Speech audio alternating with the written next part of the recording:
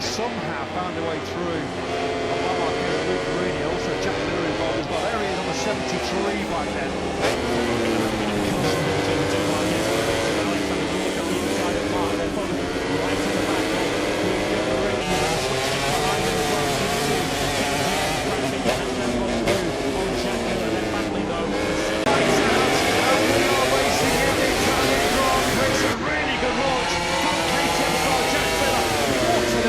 Start. It was by the Australian.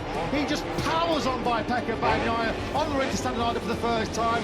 Joan Mir leads on the inside of Bagnaia. Superb by the Aussie. Marini looks like he's up to third place. Bagnaia trying to go straight back past Joan Mir. He does do into the second corner. Then we've got Jorge Martin further back. Marc Marquez down 2 to 5 just ahead of his brother Alex. All the field that saved it through Sanarto. That didn't happen in the sprint yesterday. Alex Marquez early exit. Marquez trying to find a way quickly through on Joan's arc. That was getting really tight, wasn't it? Through they go into the first sector. Drop down here into Castrover and Tony for the third time. Breathtaking part of this Mugello circuit. And it's Pecco Bagnaia exactly where he wanted to be.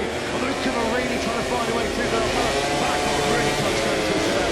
It's Martin who's the leading Pramac Ducati. He's now through on Marini into third place. Joan Mir has plummeted down the order. He's down to 12th on his own lap. I think Marini just had to check there. Miller going down, so he had left the ball open for Martin to attack him going into the fast out of the yard. Martin! Marquez almost tagged the back end, didn't he? Of Luca Marini. That was so close to disaster going down in Scarpa. Big head shake there on the place for Marquez. Down into turn number 10. He's able to read through and sit in that 5th place. Going forward to the fast rating on, so Marco Bezzecchi's hopes of going with Pecco Bagnaia looking rather remote at the moment. Bagnaia's got a 4/10 of a second lead, and his chief championship rival has lost a place. Jack Miller's now going to be relying on some of that now famous KTM horsepower, isn't he? Because about half a second advantage away Bagnaia. Thinking to get rid of him, potentially try and make an early decisive break. We're on board with Fabio Quattro on the Factory Yamaha. It is Bagnaia that leads by just over 4/10 of a second. Martin go for a game with there on the brakes in the San Donato. Jorge Martin using the Ducati power, eases on through. He is now up into 2nd place. Bagnaia then from Martin. Miller pushed back to 3rd. So behind Bezzecchi is a race strong. He's also contemplating to go inside. We see Marini going side by side with Joan Mir. Miller's now lost 2 places for 2 Ducatis. He's fighting back. Yeah, I think Miller was just a little bit wide there, wasn't he? Coming through turn number 4. Marini just got alongside him. Miller at the inside line. Coming into this one of the 2 fast chicanes here in Mugello. The problem is why Miller and Marini carve each other up. This is just allowing Bagnaia and Martin to start the stretch away at the front of this Grand Prix. Guaranteeing Bagnaia and Martin through the 2nd sector on this lap 2 is edging up to nearly half a second. Still no progress from Marco Bezzecchi further back. He's in a real queue here. Really is cooking up behind Marini once again. Zeroes in. Jorge Martin so far on this lap is staying with Bagnaia but not getting any closer to him. So Jorge Martin in a position at this stage of the race, particularly with that gap up there behind him. Into 5th place, being shadowed by his younger sibling, Alex Marquez. Started in P6 at the East Old Station. There is a clear gap, isn't there, building between Bagnaia and Martin, and then at the same time between Martin and this freight train that's building up. They're all ganging up here behind Jack Miller. Surely Luca Marini, if he's got any aspirations of a fairy tale home win here, has to find a way through very, very quickly on Jack Miller. Easy second, nothing to go with the cathedral's got. Down this 1.1 kilometre start-finish straight. Yellow flags are out in sector 4. We must have lost somebody at the final corner.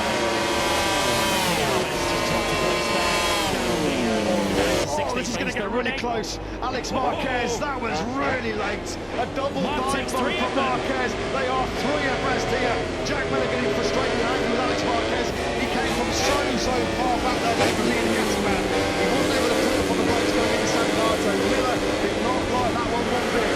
Well, Marquez is up inside the right for his riders there. There's a negative all going for the same piece of race track. Once again, it's just waiting for you to be in the hands of Bagnaia and Martin. Martin turns back to slap back over there. They're already over a second clear of this 3rd place time. Just wonder where that was influenced by the slipstream from Alex Marquez there. There were 2 or 3 bikes ahead of him, and with the slipstream, you're going to get sucked into that San Donato braking zone. 6, 7, 8 kilometres now as fast. You have to adjust your braking markers with Alex Marquez. I think he just had to go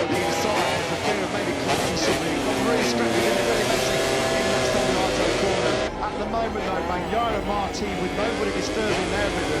They're clearly the two fastest on the circuit, the only two in the 146. Here we go then.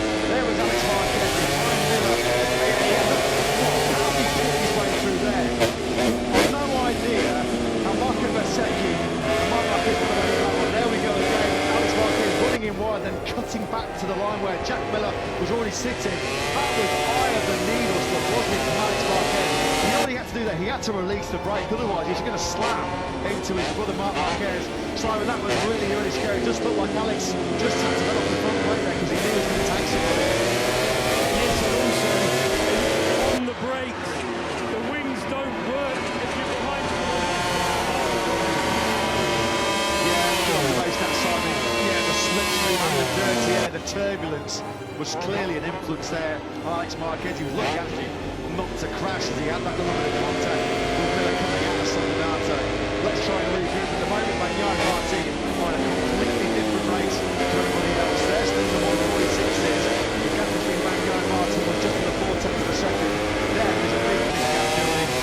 He's 1.7 seconds behind Bagnaia. He's then got 2 seconds. Back to this manic melee unfolding between the likes of Miller, the Marquez brothers, Boomer's in there, Zarco and Bezzecchi. Alex Marquez has got transport in a couple of corners. Those yellow flags are going by the way, were really into the youngest one. He didn't crash, but 20 seconds, he is still running. Back with the leading pair. Jorge Martin is shadowing Pecco Bagnaia. They matched each other for lap times last time around. Both the high 146, which is 300 seconds. Really is actually now starting to get his head down and pull away from Marc Marquez. So far, halfway around, this fourth lap, Marini is matching the leading pair. He's not getting any close. The yards are absolutely nightmare. They've got 3-4 He's just been picked up on that last lap by Joan Antonio. The yard is 17th place. And he started 13th. Horror show, isn't it, at the moment for the Top Gun, who's going to have it all on to score points in this Italian Grand Prix. There are your two leaders sweeping through then. Zarco just running that inside line. He's very, very good at turning that Ducati, isn't he? He's turning on a sixpence there on the inside of Brad Beers. K10 looking out to back with that K10 rear highlight device, drops down to launch Binder towards that 366 km/h we saw from him yesterday. Bagnaia found another fast lap of the race so far, 146.807. Martin does respond though with a 146.8 of his own. Bagnaia just can't break away from the Spaniard. 2 places getting in 2 laps for Joan Zarco. Then you've got past Marco Bezzecchi in the previous lap, down through Brad Binder. Bezzecchi is absolutely stuck at the moment, down in 9th position. He's only 3.4 seconds off the race lead, but he cannot make any progress.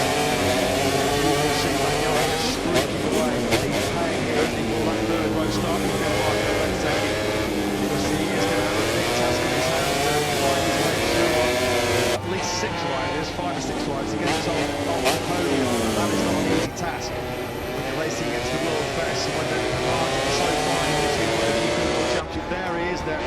Marco Bezzecchi powering that really the off-horse next to Ducati through the breathtaking Arrabbiata 1 and 2 section.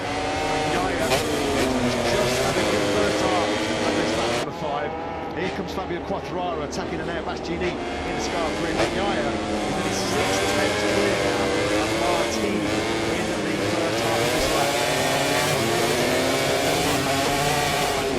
On the exit there, Frank is ahead of his pair. He is the leading Yamaha.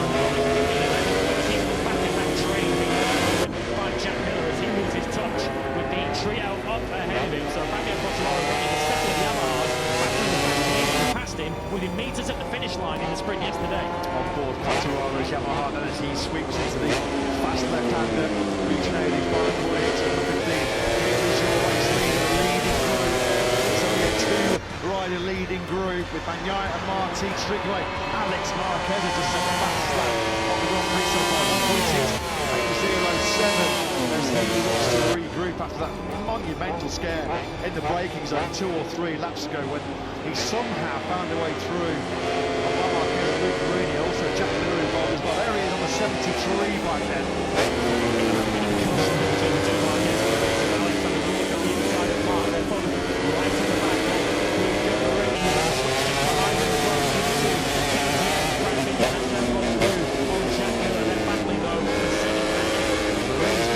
Marquez, but it's the good Marines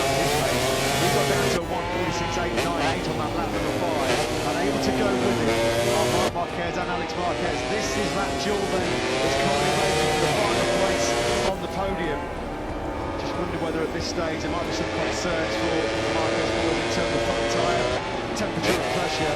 Ambient temperature preload is not even really 30 degrees. As you can see from that onboard picture, there's still quite a lot of heavy cloud cover in parts of this region of Tuscany at the moment. They're really doing a great job of hanging on to what will be a fantastic race in Mugello. Actually, Hamilton's quicker than the leading two last time around. Marini, Marquez and Marquez. And so far through the third sector, Pecco Bagnaia is sort of managing that lead around a half-second point. But Martin is always quicker in that final sector. I think something might happen there to Alex Marquez in common time. Just Oh, Marquez now! He's gone down. Full lean angle. He's not saving that one. And it's another DNF then for 30-year-old Spaniard Marc Marquez. He's looking at that stricken Honda. He can't believe it. What on earth happened there? Marc Marquez then will still not finish a full feature race Grand Prix since October the 23rd in Malaysia, Sepang last October. He's frustrated. He was trying to keep the pressure on Luca Marini directly ahead of him. He runs a little bit wide. Dirty part of the circuit. There's no grip there, but it will be lost away from the rain last night. And Marc Marquez makes a premature exit here in Mugello. He run wide as he goes through turn number 15. He will stay committed. Maximum full lead angle. The front tyre just couldn't hang in there. Underneath him, a little bit of a punch on the advertising boardings. The airbag has gone off. More frustration. Look at that from Marc Marquez. He just seems completely bewildered there by what happened. Simon, you've got an eye on that one. What's your observation? Yeah, well, Dan, tell me, I don't think he was wide by accident. You know, you go a little bit wider than the guy ahead, so you can turn back and get a good run and use the toe down the straight level. The problem is you have to turn back a little harder and the front of the Conqueror is going weak. Yeah, thanks for that, Simon. You could clearly see his reaction. He was caught cold, wasn't he, by that one. He just did not see that one coming at all. So Marc Marquez down and out there. As you mentioned, not finished the Grand Prix since Sepang. And unfortunately for Marc Marquez, that is the first time in his Grand Prix career he has DNF in a 4-consecutive race. That's not one can stand, isn't it, for the 8-time world champion? Back at the front, Bagnaia at the moment looking in complete control of this Grand Prix. He's just managing that sort of half a second, 6 or 10th of a second gap back to Jorge Martin in seconds, but we'll track those two overrides to complete lap number 7 of 23. And again, not in between the lap times. Bagnaia just got that advantage where he can manage it relatively easily, just in the 7/10 gap between the two men at the front of this race. On track at the moment is Joan Mir, 5th place, a 1:47.012. His personal best lap at the Grand Prix last time around. This is closing in ever so slightly on Marini and the sole remaining Marquez in the field. It is a Ducati 1, 2, 3, 4, 5 at the moment. Marco Bezzecchi got his next Ducati top 6. He's just gone past Jack Miller. His next target is Prix. Right there. He's got a lot of time on his hands here. There's still a long way to go. 16 laps remaining here in Mugello. Try and get himself firmly into podium contention. How much is he going to have to overwork himself and those Michelin tyres if he is to figure in the late podium battle? The final place on the podium right now is going to be teammate Marini. He's only special taste for home podium Moto2, but this is a different ball game, isn't it? MotoGP, it's another frustrating walk back to his clock office, isn't it, for Marc Marquez? The Honda just can't catch a good break at the moment, can they? This is a replay then, trying to line up some slipstream behind Luca Marini's Ducati. He went into turn number 15, but he came out the other side. Watch his reaction there from Marc Marquez. He just stands and stares, glares at that French Honda, and just goes, what else can I do? This is what happens when you're on the ragged edge, when you're pushing to the limit. That is now the 28th crash of the season for Honda riders. Astonishing. Marco Bezzecchi, like he was way out wide there as he cut back through Tuscany. He's now on the map. He's behind the race Spargo. So Bezzecchi has passed Jack Miller at the start of the lap. And then straight through. And the race Spargo. Bezzecchi though very quickly looking to try and remedy that as he slipped his way through on the race Spargo. Looking to put his limitation after you. Marco Bezzecchi starts this Grand Prix 4 points behind Pecco Bagnaia in the World Championship. That lead is going to grow significantly if Bezzecchi doesn't get a move on. Well, the only motorcycle that Pecco Bagnaia has caught a glimpse of was Jack Miller on that run down the first corner. Since then,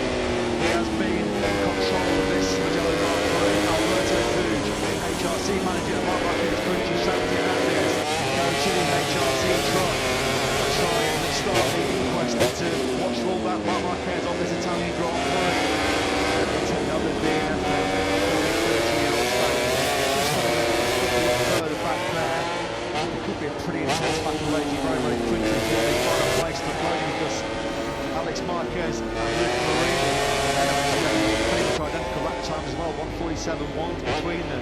Marini's got the advantage in third, 3/10 of a second. We have to factor in Lewis, don't we? Just how long Marini can keep this pace. He's still walking wounded from that ugly crash, Marco Bezzecchi called with Alex Marquez in Le Mans. Discomfort in both wrists, both hands.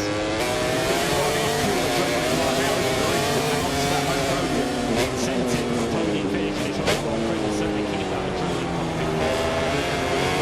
Coming up to the start of lap 10 of 23 as Bagnaia comes through the Tuscany corner has been so good through and on the exit off so far this weekend for Martin. He's doing a good job of just matching him, keeping him with inside. It's Martin just sticking there at the moment, or is he on the limit, trying to stay with Bagnaia? Last time around, it was just 200 to a second between their lap times, both doing 1:47.3. Trio behind them, Marini, Alex Marquez and Zarco were 10 quicker. Yeah, for 2 or 3 laps in a row now, there's pressure on that man's shoulders. New HRC technical director, Ken Cawanucci. I think it's fair to say life was a lot easier at the helm of the factory Suzuki project. There's lots of work to do behind the scenes at HRC, with Joan Mir and Alex Rins already ruled out of this Italian Grand Prix with injury. Marc Marquez matches yet again, attacking that McGarvey, throwing a load for Alexander Sedan recently for Honda, and he's circulating way off the pace, down in 12th spot. Imagine that Marc Marquez was you have to factor in the Maurice's dismissed injury, but that is Marc Marquez still in the gravel trap, arms outstretched, staring at it. That's going to be going viral on social media, because that is an image that says so much about the current headspace of Marc Marquez. He is getting a little bit demoralised in this group for Sunday, still yet to score a Sunday point in 2023. It might well be the perfect time for him to try and get to the top and try and turn his season around.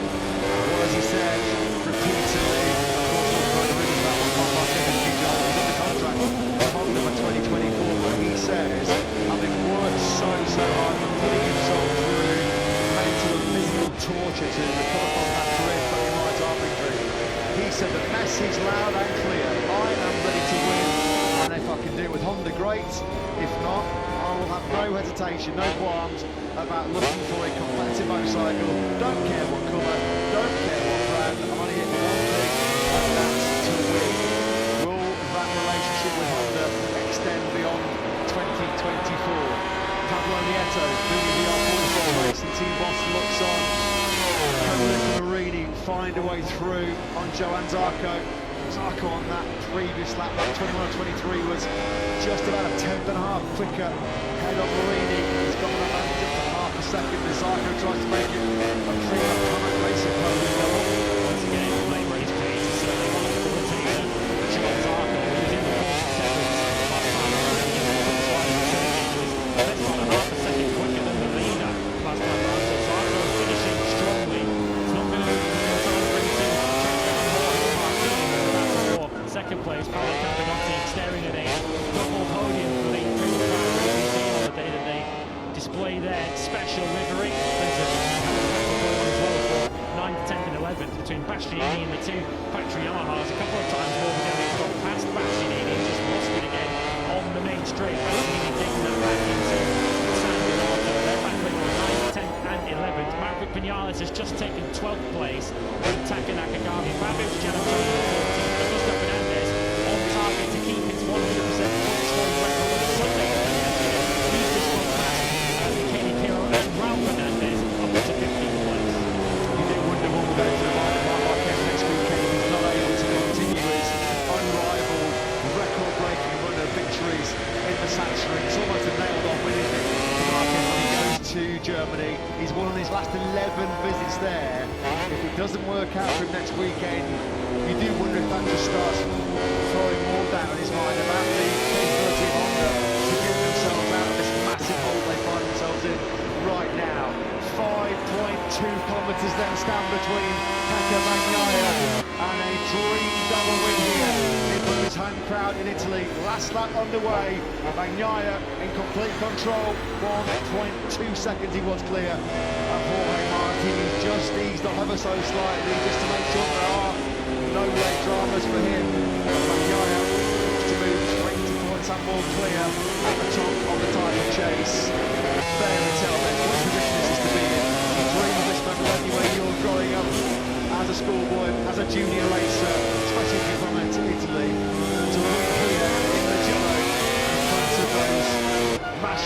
You've got Crowder on their feet, we can hear the air horns going off.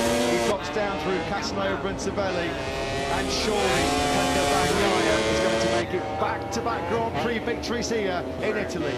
Joan Zarco has third place in the control now. He's pulled out another 3/10 on that last lap over Luca Marini.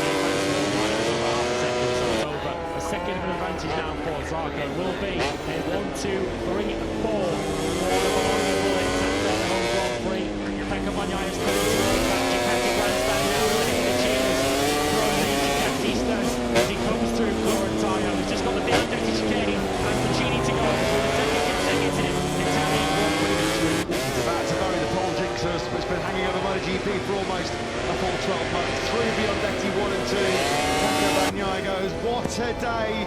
What a weekend this has been for Ducati in their home Grand Prix. The top 5 in yesterday's sprint. They're going to take the top 4 in the Italian Grand Prix.